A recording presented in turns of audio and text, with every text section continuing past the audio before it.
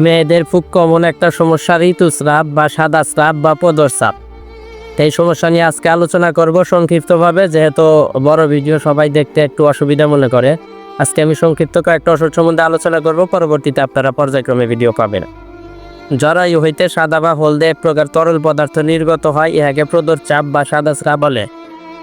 ঋতুর গোলযোগ, অতিরিক্ত সহবাস, ঠান্ডা লাগা, অলসতা, অপরিষ্কার স্বাস্থ্য, ভঙ্গ, চরডি, স্থানচ্যুতি, অনিয়মিত ঋতুস্রাব, মলদ্বারে ছোট ছোট কৃমির উৎপাদ ইত্যাদি কারণে এই প্রদস্রাব হতে পারে।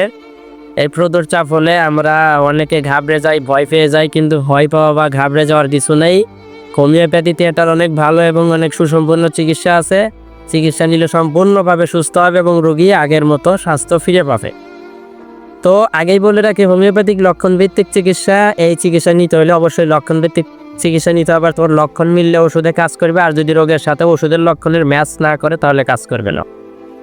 তো আমি এই চাপ নিয়ে প্রথম যে ওষুধটা নিয়ে আলোচনা করব সেটা হইতেছে ক্যালকেরিয়াকার। যাদের মোটা থলথলে স্বাস্থ্য, মেদপূর্ণ রোগিনী, মাথার ঘামে ঘুমাইলে বালিশ ভেজে, শীত কাতর, এই রোগীদের শ্বেত প্রতরে ক্যালকেরিয়াকার ভালো উপকার করে। ছোট ছোট বালিকাদের শ্বেত স্রাব, দুধের মতো স্রাবেও ক্যালকেরিয়াকার ভালো কাজ দেয়। তারপরে যেটা নিয়ে আলোচনা করব সেটা হইতেছে অ্যালোমিনা।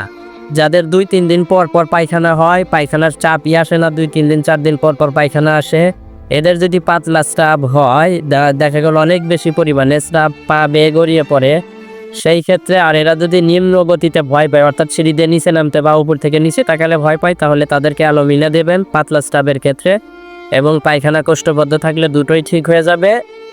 আর তারপরে যে ওষুধটা বলবো সেটা হইতেছে সিপিয়া। যারা অনেক রাগী, অনেক রাগ, উদাসীন, সংসারের সবার প্রতি উদাসীন, সংসারে সবার সাথে গরমিল, অনেক ঝগড়াটে, স্বাস্থ্য মানে গঠন আগাগোড়া সমান শোল মাছের মতো, তাদের ক্ষেত্রে গলা বা ঘাড়ে এই দিক দিয়ে তিল আছে, তাদের যদি ভাতের মারের মতো স্রাব হয়, ভাতের মারের মতো গাঢ় স্রাব হয়, সেই ক্ষেত্রে আপনারা খাবেন সিপিয়া। সিপিয়া ওষুধটা ভাতের মারের মতো গাঢ় স্রাব এবং যাদের রাগী এবং অতিরিক্ত জেদি তাদের ক্ষেত্রে ভালো কাজ দেয়। তারপরে যেটা বলবো সেটা হইতেছে বোরাক। পাতলা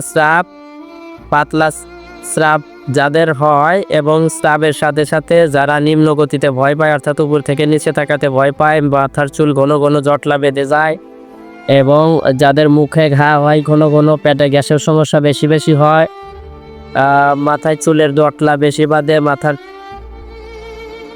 এবং যাদের পাতলা রঙে পাতলা দুধের মতো স্রাব হয়, মুখে ঘা হয়, সেই ক্ষেত্রে তারা বোরাক্স খাবে। বোরাক্স ওষুধটা 3x একটি করে বড়ি দিনে 3 বার খাবে। যদি খাঁটি পাওয়ার নেয় তাহলে 2 ফোঁটা করে 3 বার খাবে। সিপিয়া 30 পাউন্ড নিলে 2 ফোঁটা করে 3 বেলা খাবেন।